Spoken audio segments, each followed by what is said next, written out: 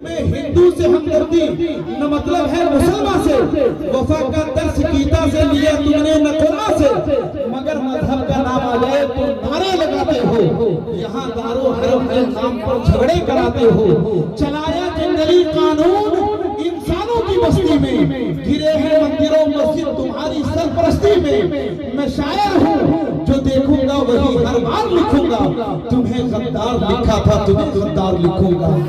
میں شاعر ہوں جو دیکھوں گا وہی ہر بار لکھوں گا، تمہیں غدار لکھا تھا تمہیں غدار لکھوں گا۔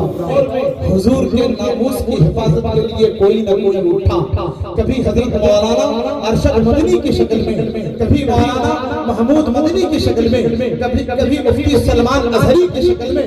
میرے دوستو، لیکن اورنگ آباد کی سرزمین سے ایک درویش اٹھتا ہے اور پوری دنیا کو ایک پیغام دیتا ہے کہ ہم اپنی زندگی سڑکوں پر گزار سکتے ہیں، ہم اپنی زندگی پانی اور برسات میں گزار سکتے ہیں، لیکن جب حضور کی ذات پر حملہ ہوگا تو ہم اپنی اولاد کو میدان میں لے کر آئیں گے اور ظالم حکومت کی آنکھوں میں آنکھیں ڈال کر کہیں گے کہ سرخرو ہونے کا سامان بھی دے سکتے ہیں، سرخرو ہونے کا سامان بھی دے سکتے ہیں، زندگی کو نیا عنوان بھی دے سکتے ہیں، اور یہ میری قوم کا بچہ بھی صدا دیتا ہے،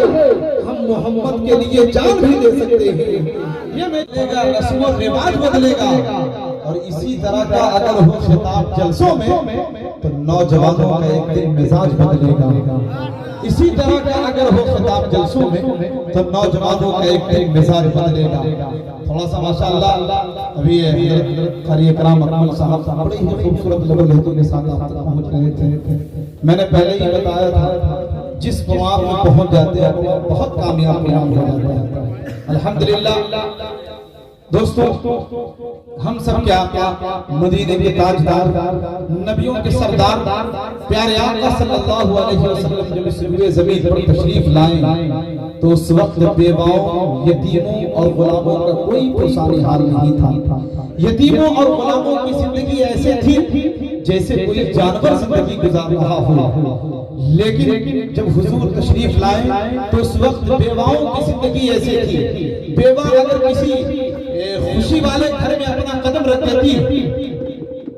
کسی شادی والے گھر میں اپنا قدم رکھ دیتی تو لوگ اپنی شادی کی تاریخ آگے بڑھا دیتے کہ ایک منحوس کا قدم میرے گھر میں آ گیا ہے۔ بیوہ اگر کسی خوشی والے گھر میں اپنا قدم رکھ دیتی تو لوگ اپنے زمین کی اور اپنے صحن کی مٹی تبدیل کر دیتے کہ ایک منحوس کا قدم میرے گھر میں آ گیا ہے۔ لیکن قربان جائیے 25 سال کی کڑیل جوانی میں کائنات کے سب سے حسین انسان نے 40 سال کی بیوہ کو سینے سے لگایا اور دنیا کو بتا دیا کہ اے دنیا والو، بیوہ اب ابھاگن بن کے نہیں بلکہ قیامت تک مومنوں کی ماں بن کر زندگی گزارے گی۔ بیوہ کی زندگی ایسے تھی، غلاموں کا کوئی پرسانی حال نہیں تھا، لیکن حضرت سلمان فارسی کو حضور نے اس طرح سینے سے لگایا کہ آج دنیا سلمان فارسی کے باپ کے نام سے نہیں بلکہ حضور کے نام سے جانتی ہے۔ غلاموں کی زندگی ایسے تھی جیسے کوئی جانور زندگی گزار رہا ہو، لیکن کائنات کے تاجدار نے اسلام کے سب سے عظیم دن فتح مکہ کے دن ایک غلام کو بلاتے ہیں، کعبے کی چھت پر کھڑا کر کے بتاتے ہیں کہ اے دنیا والو، محمد غلام کو زمین سے اٹھا کر کعبے کی چھت پر کھڑا کرنے کے لیے آیا ہے۔ تبھی تو میں کہتا ہوں کہ بلال اس در پہ ہو، سلمان فارس ہو کہ عثمان ہو، بلال اس در پہ ہو، سلمان فارس ہو کہ عثمان ہو، کوئی ادنا نہیں ہوتا کوئی اعلیٰ نہیں ہوتا، اور میرے سرکار کی نظروں میں سب انسان برابر ہے، کوئی گورا نہیں ہوتا کوئی کالا نہیں ہوتا،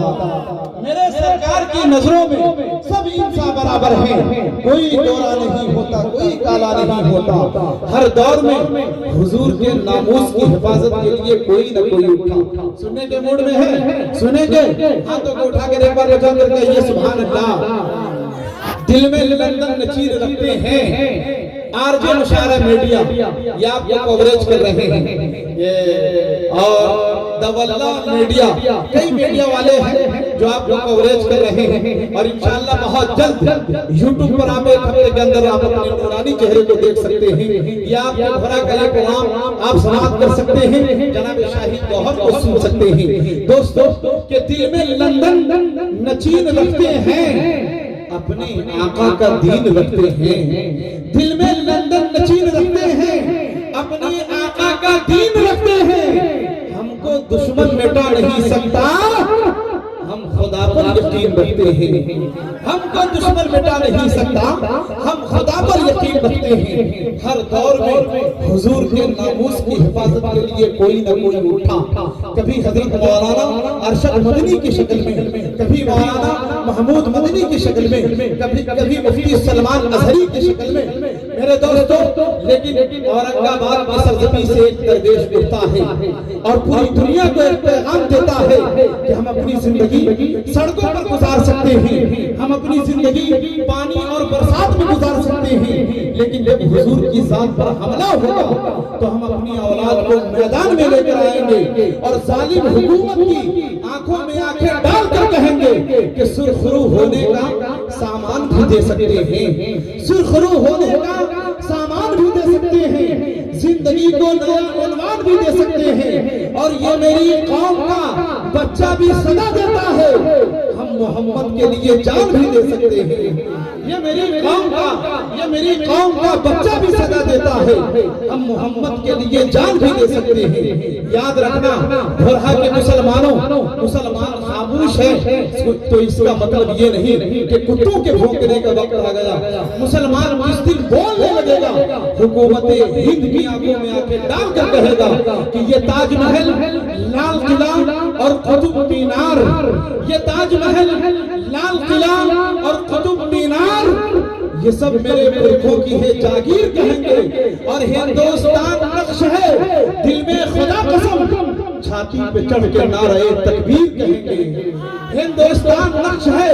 دل میں خدا قسم،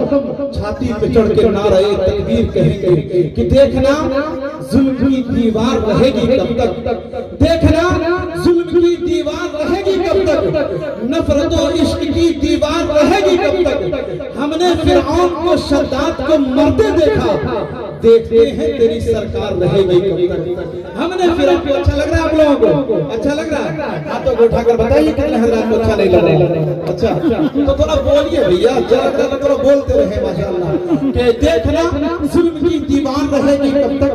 نفرت و عشق کی دیوار رہے گی کب تک۔ ہم نے فرعون کو شداد کو مرتے دیکھا، دیکھتے ہیں تیری سرکار رہے گی کب تک۔ کہ صداقت پر جو ہے